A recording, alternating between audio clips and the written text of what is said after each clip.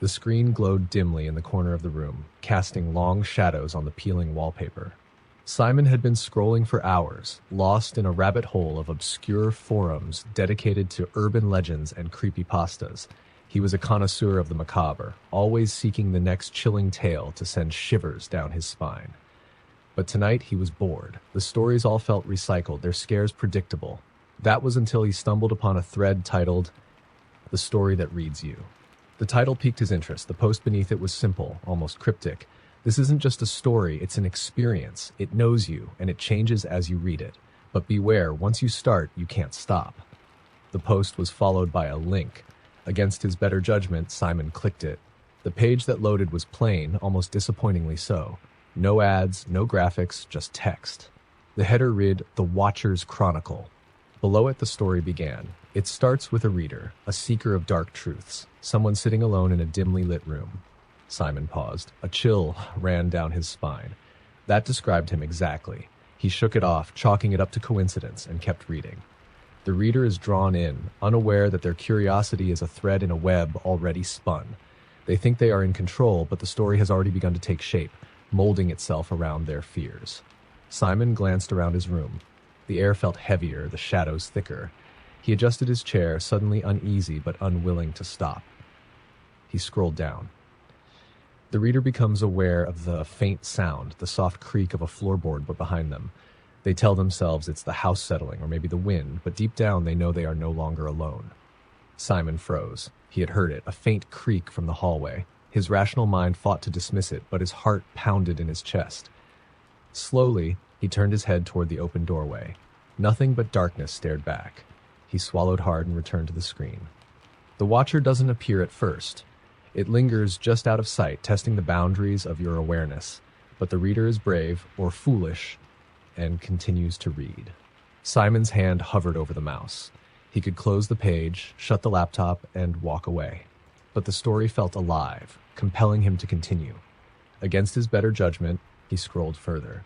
The reader notices the subtle changes, the temperature dropping, the flicker of a shadow that shouldn't be there. They begin to feel watched, the weight of unseen eyes pressing down on them. The room had grown colder. Simon rubbed his arms, goosebumps rising on his skin. He glanced toward the corner of the room where the shadows seemed to pool unnaturally. He told himself it was his imagination. He had to keep going. He needed to know how the story ended. The Watcher steps closer, its form still hidden, but its presence undeniable. The reader tries to convince themselves it's just a story, just words on a screen. But the Watcher feeds on doubt, growing stronger with every denial. Simon's breath hitched. His peripheral vision caught something, a shift in the corner of his room. He whipped his head around, but there was nothing there. The room felt suffocating, the shadows pressing closer. He stared at the screen, his fingers trembling as he scrolled. The Watcher thrives in silence, in the moments when the reader stops to listen. It waits for the pause, for the stillness to creep into their mind. The reader wonders if they should stop, but stopping now is the worst thing they could do. Simon's hand jerked away from the mouse. His instincts screamed at him to shut the laptop, to run, to leave the room, but his eyes were locked on the screen. The story had him, and he couldn't let it go. He scrolled again. The reader senses it now, the figure in the corner. They don't want to look, but they know it's there. Its outline is faint, but growing sharper with each passing second. It's no longer content to stay in the shadows. Simon's head turned involuntarily, his gaze drawn to the corner of the room. His stomach dropped. The shadows had depth now, a vague humanoid shape taking form. He gasped and spun back to the screen, his pulse hammering in his ears. The Watcher smiles, though the reader can't see it. It enjoys this, the fear, the doubt, the delicious realization that this isn't just a story. The screen flickered, and Simon's reflection stared back at him for a brief moment. But something was wrong. His reflection wasn't moving. It sat perfectly still, its eyes locked on his. Simon leaned closer, his breath fogging the screen. The reflection's lips curled into a slow, menacing smile. The screen went black. Simon sat frozen, his mind racing. He reached out hesitantly to touch the laptop, but before his fingers could make contact, the sound of heavy, deliberate breathing filled the room. It wasn't his. He turned slowly, his eyes meeting the fully formed figure standing in the corner. It was featureless, its face a blank slate, but he felt its eyes boring into him. The watcher raised a hand and pointed directly at him. The room plunged into darkness. The next morning, Simon's apartment was silent. The laptop sat open on the desk, its screen displaying the final line of the story. The watcher always finds its reader. Story number 2. The lights in the grocery store flickered. A subtle staccato that barely drew attention from the few customers still wandering the aisles. Claire, the night manager, tapped her pen on the counter, trying to focus on her inventory sheet. It was late, almost closing time, and the store felt eerily quiet. The kind of quiet that seemed to listen. She sighed, rubbing her temples. The storm outside howled against the glass doors, rattling them in their frames. She hated nights like this, dark, stormy, and far too empty. The store's automatic door hummed softly as it slid open. Claire looked up. No one walked in.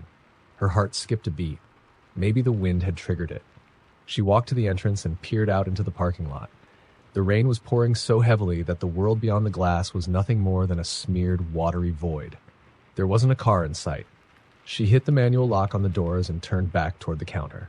As she passed the aisles, she felt it, the unmistakable sensation of being watched. She froze, listening. The only sound was the faint hum of the fluorescent lights above. She scanned the aisles, but saw nothing. "Hello?" she called out, her voice trembling slightly. No response. Claire shook her head and laughed nervously. "You're losing it," she muttered to herself, walking back to the counter. The storm was getting to her. That was all. She returned to her inventory list, determined to finish and leave as quickly as possible.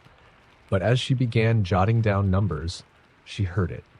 A faint rustling sound, like something shifting in the cereal aisle. Her hand tightened around the pen. She glanced at the security monitor above her, its grainy black and white feed displaying the empty aisles. Still, the sound persisted. Claire grabbed the store's flashlight from beneath the counter and walked cautiously toward the noise. "Whoever's here, we're closed," she called out, trying to sound authoritative. Her words echoed through the store. She reached the cereal aisle and swung the flashlight beam down its length. Boxes of cereal stood neatly stacked, undisturbed.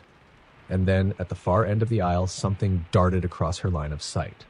Claire jumped, the flashlight shaking in her hand. It had been quick, almost too quick, like a shadow slipping through the cracks of reality. Her breathing grew shallow as she approached the end of the aisle, shining the light around the corner. Nothing. She turned to head back to the counter when a low whisper stopped her in her tracks. "Claire." Her blood ran cold.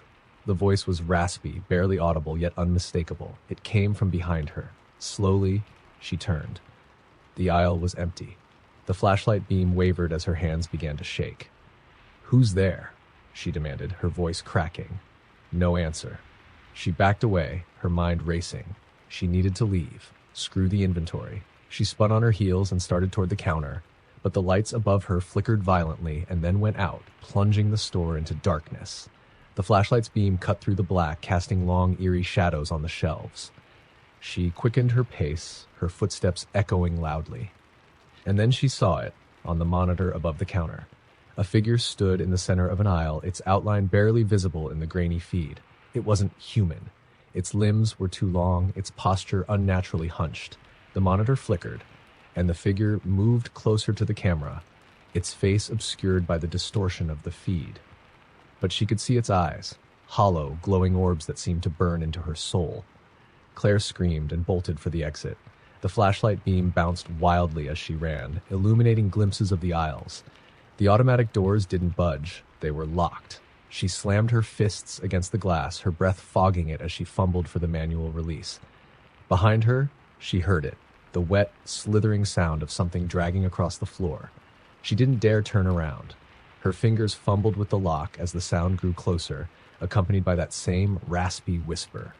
"Claire!" Finally, the lock clicked. The doors slid open, and she burst into the rain-soaked parking lot. She didn't stop running until she reached her car. Fumbling with her keys, she jumped in and locked the doors. Her chest heaved as she stared at the dark store, half expecting to see that figure standing in the doorway. But the store was empty, silent. Claire didn't go back the next day, or the day after that. She called in sick, refusing to explain why. When the regional manager finally called, frustrated with her absence, she broke down and told him everything. There was a long pause on the other end of the line. "You're not the first," he he said quietly. What? She whispered, her stomach dropping. 3 years ago, the night manager quit after reporting the same incident. She swore something was in the store. We dismissed it, figured she was overworked. A year later, another manager vanished during a shift. The police found her car in the lot, but she was never seen again. Claire felt sick. Why didn't anyone warn me? We thought it was over, the manager said, his voice shaking, but it seems it's not. That night, as Claire tried to sleep, her phone buzzed on the nightstand. A new text message. It was from an unknown number. The message read, "You left too soon, Claire. I wasn't finished." The power in her apartment flickered and went out. Story number 3. The wind howled through the abandoned forest road, a relentless wail that drowned out all other sounds. Daniel's old pickup truck sputtered as he eased it to a stop on the shoulder. The headlights flickered, illuminating the skeletal trees on either side of the desolate stretch of asphalt. His engine gave a final cough and died, leaving him stranded in the pitch-black night. "Damn it," he muttered, smacking the steering wheel. He fished his phone out of his pocket, but the screen refused to light up. No signal. Of course. There hadn't been any bars since he'd left the highway hours ago, chasing the shortcut his GPS insisted was faster. The silence was oppressive, broken only by the faint rustling of leaves. Daniel leaned back, debating whether to wait until morning or try walking to find help. Then he saw it, a faint, flickering light deep in the forest. A cabin? A campsite? Maybe someone could help. Grabbing his flashlight, Daniel stepped out of the truck, the gravel crunching under his boots. The cold bit into his skin, and the wind carried an earthy, metallic scent that made his stomach churn. He aimed the flashlight at the trees and began walking toward the light, its weak glow pulsing rhythmically like a heartbeat. The forest seemed alive, its twisted branches clawing at the sky. Every step felt heavier, as though the ground itself resisted his movement. His breath formed clouds in the freezing air, and the faint light grew brighter.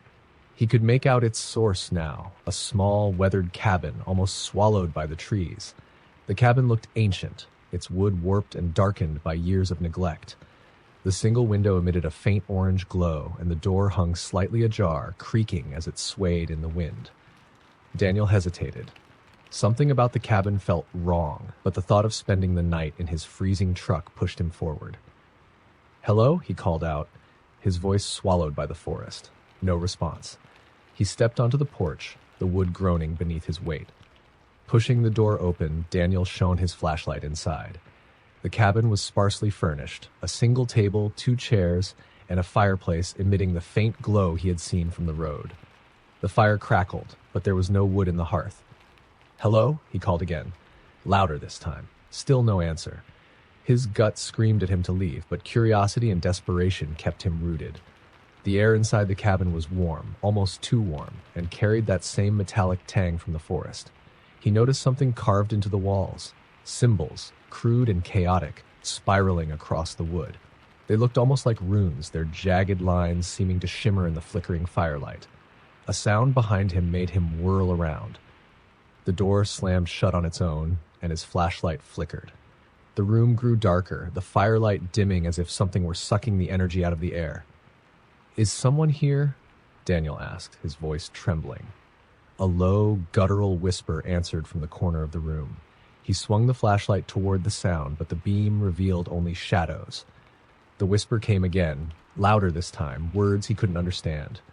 They sounded ancient, wrong, as if the air itself recoiled from them. And then he saw it. A figure emerged from the shadows, impossibly tall and unnaturally thin.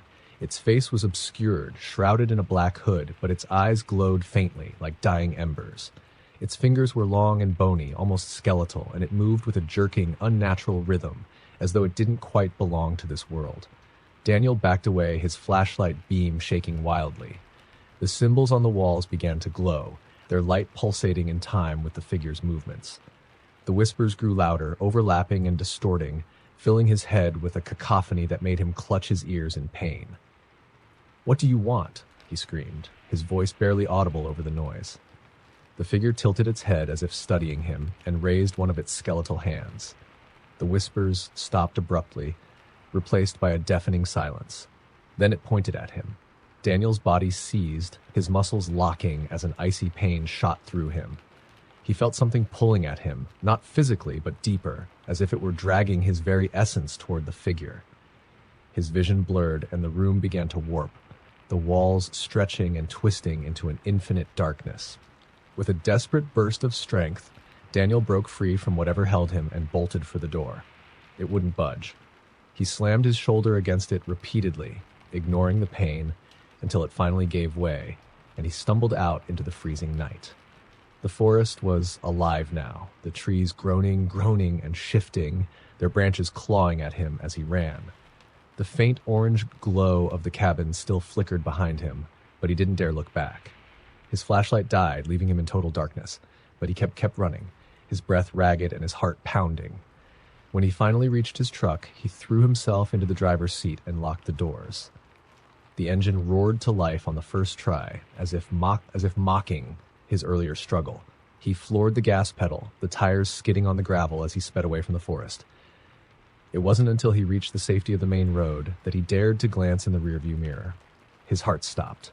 The figure stood in the middle of the road, its glowing eyes locked onto his. And though it didn't move, Daniel knew, deep down, that it wasn't finished with him. It would find him again. It always did. Story number 4. The house sat at the edge of town, surrounded by a tangled mess of overgrown trees and weeds. Nobody dared to go near it, not after what had happened there years ago.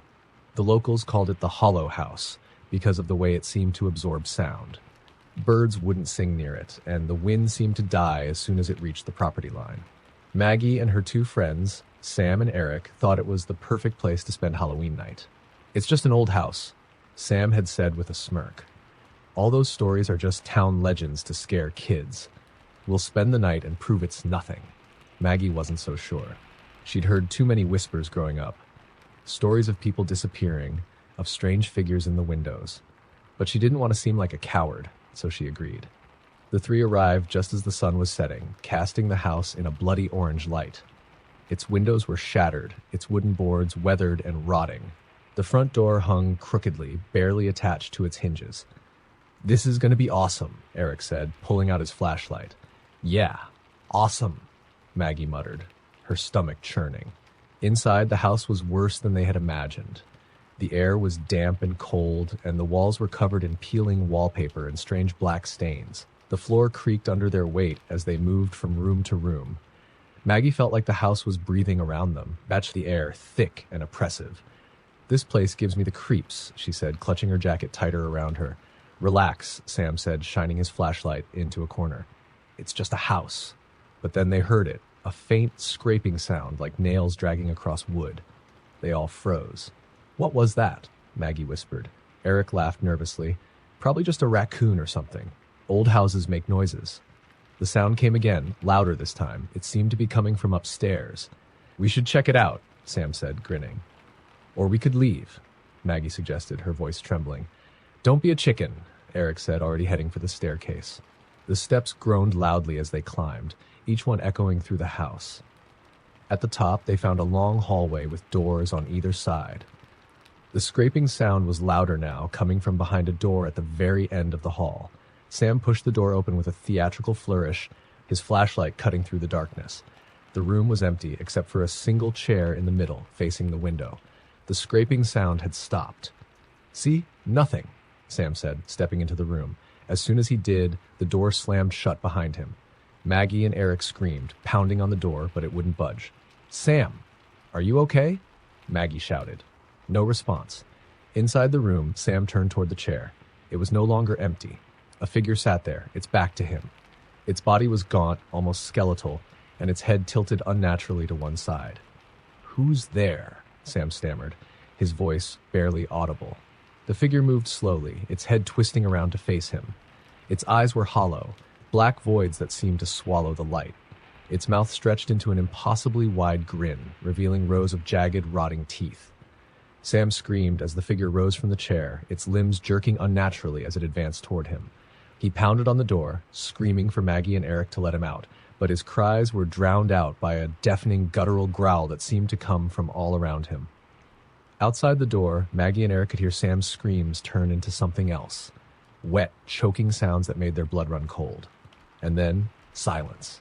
"Sam," Maggie whispered, her voice shaking. The door creaked open slowly, revealing the empty room. The chair was gone. So was Sam. "Where is he?" Eric asked, his voice barely a whisper. "I don't know," Maggie said, tears streaming down her face. They turned to run, but the hallway seemed different now.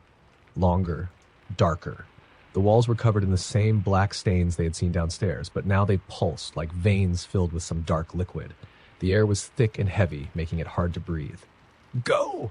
Maggie screamed, grabbing Eric's arm and dragging him down the hall.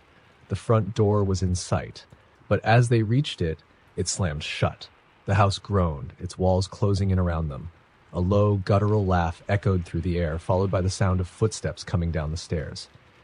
Eric grabbed the doorknob, yanking with all his strength. It didn't budge. "Maggie, help me," he shouted, but Maggie was frozen, staring at the staircase. The figure from the room stood there, its head tilted, its grin impossibly wide. It raised a bony hand and pointed at her. "Maggie," it whispered, its voice dripping with malice. She screamed, her vision blurring as the room spun around her. The last thing she saw was Eric being dragged into the darkness, his screams echoing in her ears. When the townsfolk found the house the next day, it was empty. No sign of the three friends, no evidence they had ever been there, except for a single chair sitting in the middle of the living room, facing the front door. And on its seat, scrawled in jagged black letters, was a single word: Story number 5.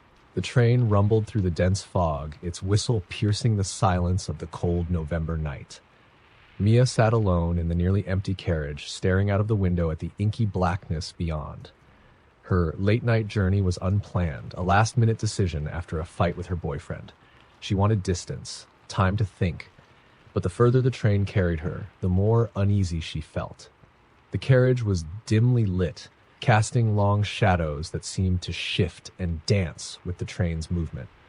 Aside from her, there were only 3 other passengers: a middle-aged man reading a tattered book, a young woman with headphones who appeared to be asleep, and a man in a dark trench coat sitting several rows back, his face obscured by the brim of his hat. Mia tried to focus on her phone, but there was no signal this far out. The train slowed, and the conductor's voice crackled over the intercom. "Next stop, Black Hollow. Please mind the gap." She frowned. Black Hollow? That wasn't on the route she'd checked. She glanced around, but no one else seemed alarmed. The man in the trench coat shifted slightly, his head tilting as if listening intently. The train pulled to a stop, and the doors hissed open. Outside was a desolate platform shrouded in fog. The air was unnaturally still, and not a single light illuminated the station beyond the train's interior glow.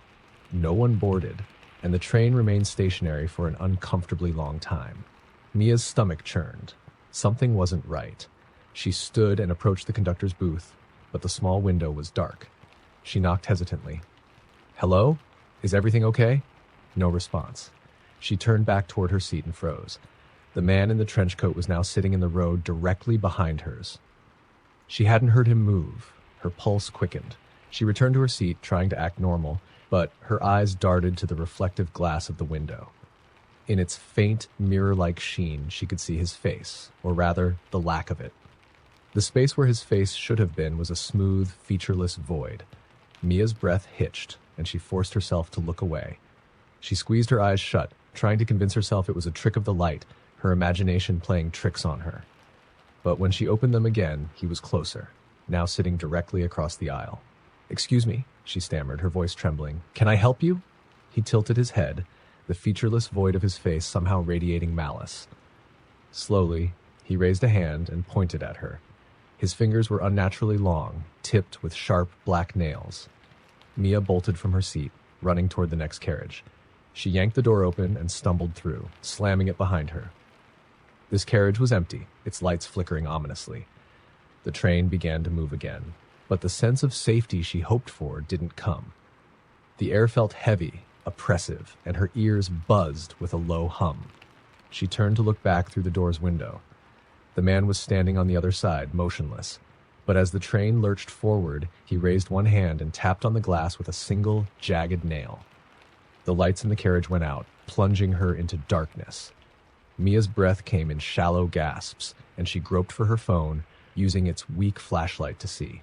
The hum grew louder, transforming into a deep, guttural growl that seemed to come from everywhere at once. She turned toward the front of the carriage, only to find the young woman with the headphones standing in the aisle. Her head hung limply, and her arms dangled at unnatural angles. Slowly, she raised her face, revealing empty sockets where her eyes should have been. Her mouth opened impossibly wide, emitting a low, keening wail.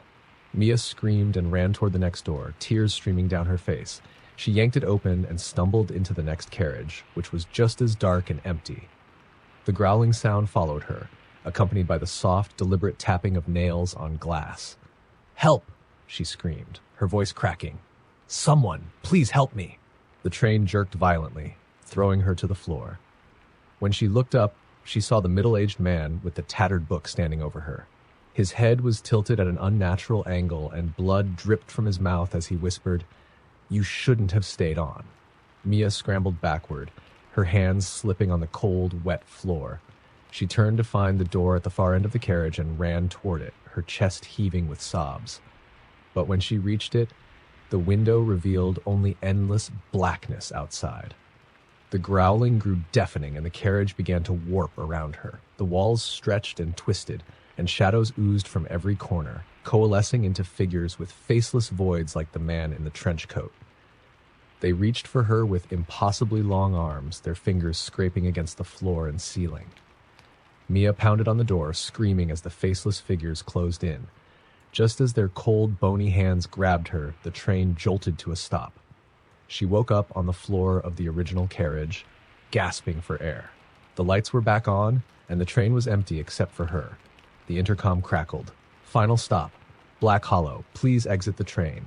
Mia staggered to her feet, her body trembling. She grabbed her bag and ran for the door, desperate to escape. The platform was still shrouded in fog, but she didn't care. Anything was better than staying on that train. As she stepped onto the platform, the train doors hissed shut behind her. She turned to look back and froze. The windows of the train were filled with faces, hundreds of them, pale and blank, staring out at her as the train pulled away into the fog.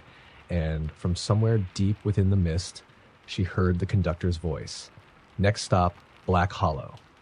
Story number 6. The old road through Ashmore Woods was infamous among locals. It was narrow, winding, and hemmed in by gnarled ancient trees whose branches seemed to claw at the sky.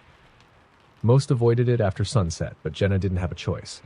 Her sister had called in a panic, stranded with a flat tire miles from town, and Jenna, ever the dutiful sibling, grabbed her keys without a second thought. The drive was eerie. Her headlights barely penetrated the dense fog that clung to the road like a living thing. The forest seemed to close in on her, the trees forming a tunnel that swallowed all sound. The usual hum of crickets and the rustling of leaves were absent, replaced by an unsettling silence. As she rounded a particularly sharp bend, she saw it. A figure standing in the middle of the road. She slammed on her brakes, her car skidding to a stop just feet away. The figure didn't move. It was a man, or at least it looked like one, dressed in old-fashioned clothes, a tattered suit and a wide-brimmed hat that cast his face in shadow. Jenna honked the horn, but he didn't react. Anger and fear warred within her. She leaned out of the window. "Hey, get out of the road!" The man tilted his head slowly as if curious. Then he pointed at her with a long, bony finger.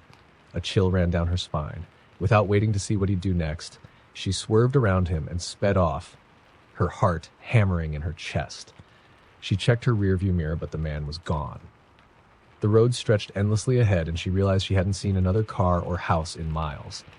Her phone had no signal, and the oppressive silence pressed in on her like a weight. She shook her head, trying to focus. Her sister needed her. 10 minutes later, her headlights illuminated something up ahead. Her breath caught in her throat. The man was there again, standing in the road. This time, she didn't stop. She floored the gas, intending to barrel past him, but as her car surged forward, he disappeared. Not stepped aside or moved, just vanished as though he'd never been there. Jenna's knuckles turned white on the steering wheel. Every instinct screamed at her to turn back, but she couldn't abandon her sister. She pressed on, her eyes darting to the shadows at the edge of the road. Then the whispers started. They were faint at first, like a breeze brushing past her ear. But they grew louder, overlapping, a cacophony of voices speaking in a language she couldn't understand. She turned the radio off, but the whispers didn't stop. They seemed to come from inside the car, curling around her like invisible smoke. "Stop it!" she shouted, her voice breaking. The whispers ceased, but the silence that followed was worse. She felt something watching her, unseen eyes boring into her back. She refused to look in the rearview mirror, afraid of what she might see. Her headlights caught movement ahead. A car pulled over to the side of the road. Relief flooded her. It was her sister's car. Jenna pulled over and jumped out, calling her sister's name. The car was dark, its windows fogged. She knocked on the driver's side window, but there was no response. When she opened the door, the seat was empty. Her sister's purse was there, her phone on the passenger seat, but no sign of her. A faint rustling sound came from the woods. Jenna turned, peering into the darkness. "Kara, is that you?" No answer. Grabbing her phone from the car, she turned on its flashlight and ventured toward the sound. The beam of light barely cut through the dense fog, and every step she took seemed to echo unnaturally loud. The rustling grew louder, joined by faint whispers that made her skin crawl. She called her sister's name again, her voice trembling. The whispers stopped. In the heavy silence that followed, a low growl rumbled from the shadows. Jenna froze. Her flashlight flickered, and in its dying light, she saw them, eyes. Dozens of them, glowing like embers in the darkness. They were too high to belong to any normal animal, and they were moving closer. Panic took over. She turned and ran back to the road, her breath coming in ragged gasps. When she reached her car, the man in the tattered suit was standing next to it. His hat was gone, revealing a face that wasn't a face at all, just smooth, featureless flesh. He raised his hand and pointed at her again, his head tilting as if in amusement. "Stay away," she screamed, fumbling with her car door. He didn't move, but the growling from the woods grew louder, closer. Jenna threw herself into the car and locked the doors. She turned the key in the ignition, but the engine sputtered and died. The whispers were back, deafening now, Devesh, filling the car with a maddening, overlapping chorus. The man stepped closer, his hand reaching for the window. Jenna screamed and slammed her fists on the steering wheel. "Leave me alone." Suddenly, everything went silent. The man was gone, and the engine roared to life. She didn't wait to question it. She slammed her foot on the gas and tore down the road, tears streaming down her face. She drove until the trees thinned and the fog lifted, finally pulling into the safety of a gas station at the edge of town. The attendant looked at her pale, trembling form with concern. "Rough night?" he asked. She nodded, unable to speak. "Came through Ashmore Woods, didn't you?" he said, shaking his head. "You're lucky you made it out. Most don't." Jenna's blood ran cold. "What do you mean?" The man's face darkened. "That road's cursed. Been that way for years. Folks disappear, cars found abandoned. You're the first I've seen come through in months." Jenna didn't respond. She got back in her car and drove away, but no matter how far she went, she couldn't shake the feeling that she wasn't alone. And when she glanced in the rearview mirror, she saw him, sitting in the back seat, his faceless head tilted, his bony finger pointing at her. Story number 7. The air in the room felt heavy as Ellie unpacked the last of her boxes. The apartment was a steal, a spacious one-bedroom in an old building with lots of charm. Sure, the place was a little rundown, but it was all hers. The landlord had been oddly eager to rent it out, waiving the deposit and reducing the rent without much negotiation. Ellie chalked it up to luck. The first few nights were uneventful, but on the fourth night, she was awoken by a faint tapping sound. It was rhythmic and soft, like knuckles rapping on glass. Her eyes darted to the window, but the blinds were closed. She listened for a moment longer before dismissing it as her imagination. The next day, she noticed small things out of place. A chair slightly pulled out from the table, a picture frame on the mantel turned ever so slightly. She didn't remember moving them, but blamed it on the chaos of settling in. By evening, the tapping had returned, louder this time.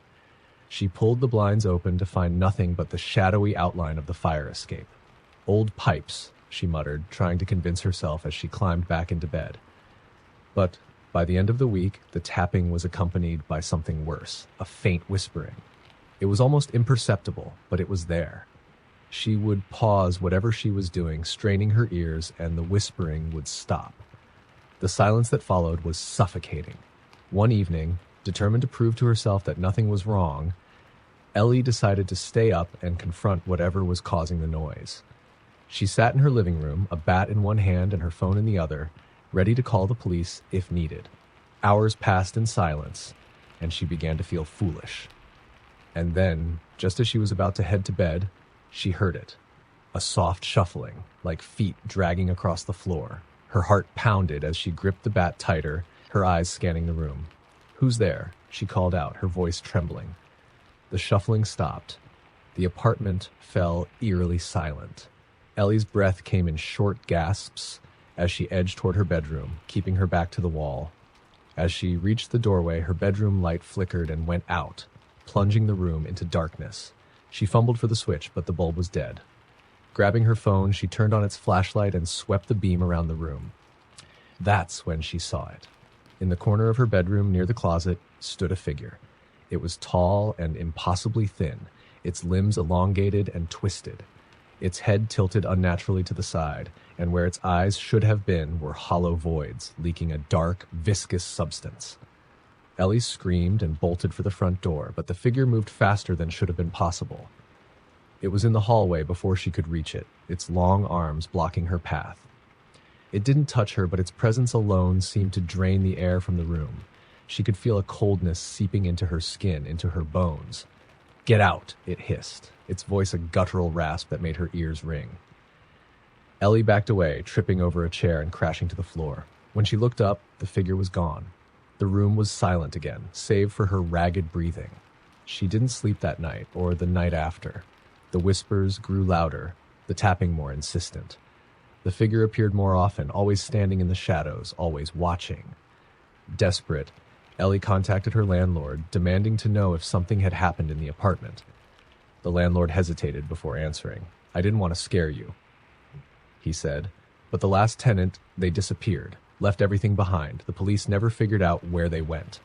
Ellie's blood ran cold. "And you thought it was okay to rent this place to me?" "I needed someone to take it," he said, his voice heavy with guilt. "But if you want to leave, I'll let you out of the lease." That night, Ellie packed her bags, but as she tried to leave, the door wouldn't budge. The locks clicked open, but the door remained firmly shut, as though something was holding it in place. She pounded on it, screaming for help, but no one answered. Behind her, the whispers grew into a cacophony. She turned slowly, knowing what she'd see, but unable to stop herself. The figure stood in the center of the room, closer now than ever before. Its hollow eyes seemed to pull her in, and its outstretched arms beckoned her forward. "You're not leaving," it said, its voice echoing in her mind. "You belong to me now." The next morning, the landlord received a call from a concerned neighbor. They'd heard screaming during the night, but hadn't seen Ellie leave. When the landlord entered the apartment, he found it empty. Ellie's belongings were still there, her half-packed bags on the floor, but she was gone, just like the tenant before her. The landlord sighed, his face pale as he locked the door behind him. He placed a "For Rent" sign in the window, praying that the next tenant would last longer. Story number 8. The old amusement park on the edge of town had been abandoned for years. Its rusted rides creaked in the wind, and faded carnival posters peeled from the sides of boarded-up booths. Everyone had heard the stories, the accidents, the disappearances, but no one dared venture inside. No one except for Charlie, Jess, and Mark, who were always chasing the next thrill. That night, under the cover of darkness, they climbed the chain-link fence and slipped inside. The air smelled of mildew and decay, and the shadows seemed to stretch unnaturally long under their flashlights. "This place is insane," Jess whispered, her voice tinged with excitement and fear. "Can you believe they just left it all here?" Mark laughed, his voice echoing. "That's what makes it cool. Come on, let's check out the funhouse." The funhouse loomed ahead, its once bright paint now a patchwork of rot and grime. The entrance was a gaping mouth with jagged teeth, like something from a nightmare. Charlie hesitated. "Maybe we should just stick to the outside," he said, in case the place collapses or something. Mark rolled his eyes. "What's the point of sneaking in if we don't explore? Come on, don't be a chicken." Reluctantly, Charlie followed as they entered the funhouse. The air inside was stifling, carrying the faint metallic scent of rust. Or was it something else? Their footsteps echoed eerily on the warped floorboards as they navigated the maze of distorted mirrors. "That's creepy," Jess said, pointing to a mirror. The reflections were grotesquely stretched, their faces twisted into unnatural shapes. But as they walked away, Charlie glanced back and froze. Their reflections were still there. "Guys," he whispered, his voice shaking. "Look." Jess and Mark turned. In the mirror, their twisted reflections stared back, motionless and despite the three of them stepping further away. Then, slowly, the reflections smiled. Wide, impossibly wide. "What the hell?" Mark muttered. He moved closer to the mirror, waving a hand in front of it. His reflection didn't mimic him. Instead, it pressed its hands against the glass as if trying to push through. "Let's get out of here," Jess said, panic creeping into her voice. As they turned to leave, a faint giggle echoed through the funhouse. It was high-pitched and childlike, but it carried a sinister edge. The sound grew louder, coming from every direction, until it was deafening. They ran, stumbling through the maze of mirrors. The giggling followed them, accompanied by the sound of footsteps, heavy, deliberate footsteps that didn't match their frantic pace. When they finally burst out into the open air, Charlie doubled over, gasping for breath. What? What was that?" Mark shook his head, his face pale. "Let's just go." But as they turned to leave, Jess stopped. "Where's my phone? I must have dropped it inside." "Forget it," Charlie said. "We're not going back in there." Jess hesitated, but before she could argue, her phone rang. The sound came from the funhouse. She stared at the entrance, her face a mask of indecision. "Don't," Charlie warned. "It's not worth it." "I need it," Jess said, her voice trembling. She took a step toward the entrance, then another. The phone kept ringing, each chime pulling her closer. Charlie and Mark called after her, but it was as if she couldn't hear them. When she reached the doorway, the ringing stopped. The silence that followed was oppressive. Jess turned to look at them, her face lit by the beam of her flashlight. She opened her mouth to say something, but before a sound could escape, she was yanked backward into the darkness. "Jess!" Charlie screamed, running toward the funhouse. But Mark grabbed his arm. "Wait! Listen!" The giggling was back, louder now, and it was coming from all around them. From the shadows of the park, shapes began to emerge. Figures, pale and gaunt, their faces frozen in grotesque smiles. They moved unnaturally, their limbs jerking like broken marionettes. Charlie and Mark backed away, their hearts pounding. The figures surrounded them, closing in, their laughter echoing in the night. "Run!" Mark shouted, and they took off, sprinting toward the fence. The figures followed, their movements disjointed but impossibly fast. When they reached the fence, Mark climbed first, his hands slipping on the rusted metal. He made it over and turned to help Charlie, who was scrambling up after him. But before Charlie could reach the top, a pale hand shot out from the darkness and grabbed his ankle. "Mark!" Charlie screamed, his fingers clawing at the fence. Mark reached for him, their hands inches apart. But the hand pulled Charlie down, and he disappeared into the shadows. His screams were cut off abruptly, leaving only the sound of giggling. Mark stumbled back, trembling, and ran. He didn't stop until he was miles away, collapsing on the side of the road, his chest heaving with sobs. The next day, he returned with the police. They found no trace of Charlie or Jess, only their flashlights lying at the entrance to the funhouse. The officers didn't believe Mark's story, chalking it up to hysteria. But Mark knew the truth. The park wasn't abandoned, it was waiting. Story number 9. The night had settled heavily over the old forest as Mia drove down the desolate, winding road. The GPS insisted it was a shortcut to her friend's cabin, but the deeper she went, the more she doubted it. The trees loomed closer, their gnarled branches casting skeletal shadows across the narrow path. Her headlights caught a flash of movement, and she slammed on the brakes. A deer stood frozen in the beam, its wide, glassy eyes staring into hers. Mia let out a shaky breath and waited for it to move, but it didn't. Instead, it tilted its head, almost unnaturally, as if observing her. "Move already," she muttered, tapping the horn lightly. The sound echoed through the stillness, startling the deer into a slow retreat in the trees. Shaking her head, Mia pressed on, but her unease lingered. The road seemed endless, and the GPS signal began to flicker. She cursed under her breath, pulling over to check her phone. No service. She glanced at the map again, trying to memorize the route. That's when she noticed something strange. The forest outside her car was deathly silent. No crickets, no rustling leaves, just an oppressive, unnatural quiet. Mia's heart quickened when she saw it. In the rearview mirror, a figure stood in the middle of the road where she had just driven. It was tall and thin, its shape distorted by the dim light. She whipped her head around, but the road was empty. "You're imagining things," she told herself, gripping the wheel tightly. With a deep breath, She started driving again, the car's engine the only sound in the oppressive quiet.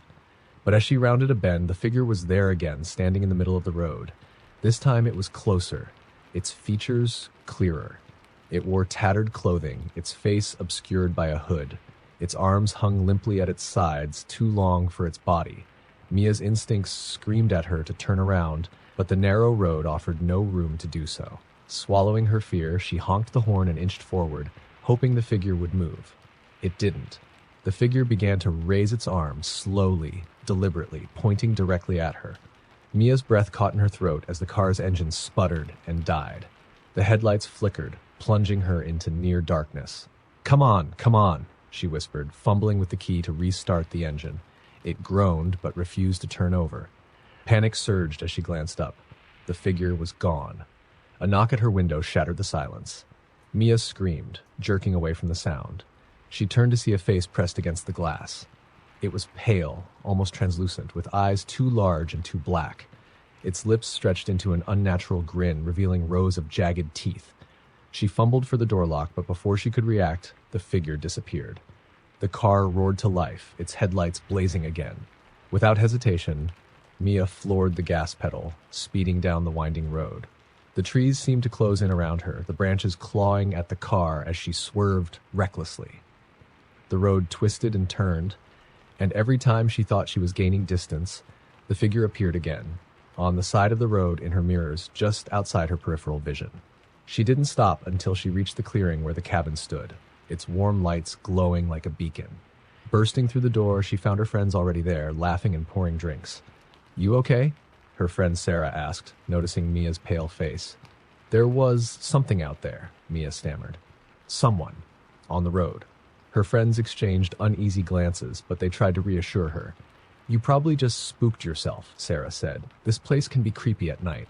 Mia wanted to argue, but decided against it. She tried to shake the feeling of being watched, but it clung to her. That night, she locked all the doors and windows before collapsing onto the couch. She didn't sleep long.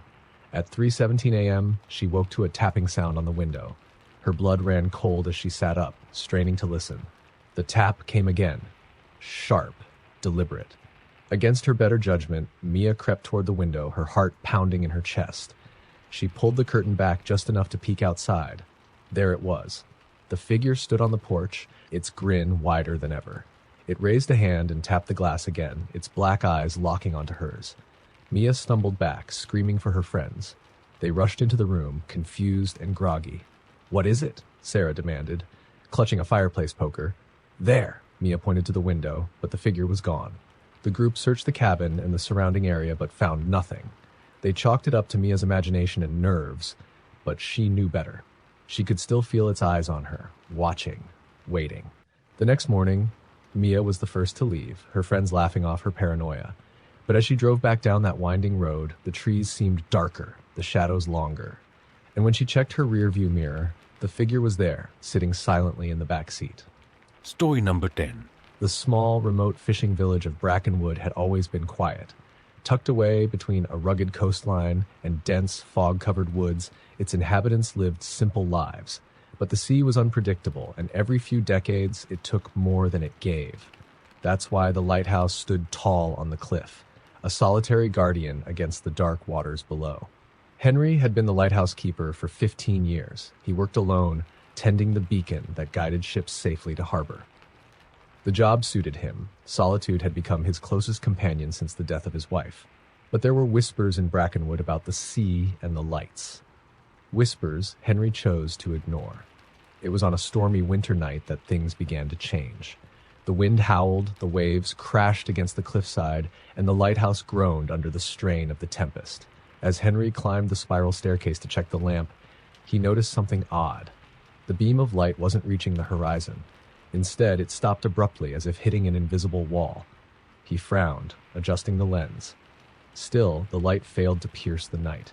Henry stepped onto the observation deck, squinting into the storm, and then he saw them. Lights, dozens of them, floating just beyond the cliff's edge. They bobbed and swayed, resembling lanterns held by unseen hands. He froze. The lights weren't reflections or tricks of the storm. They were moving, deliberate and rhythmic, like they were signaling something. A knock at the lighthouse door jolted him. Henry's heart skipped a beat. No one ever came to the lighthouse, especially not on nights like this.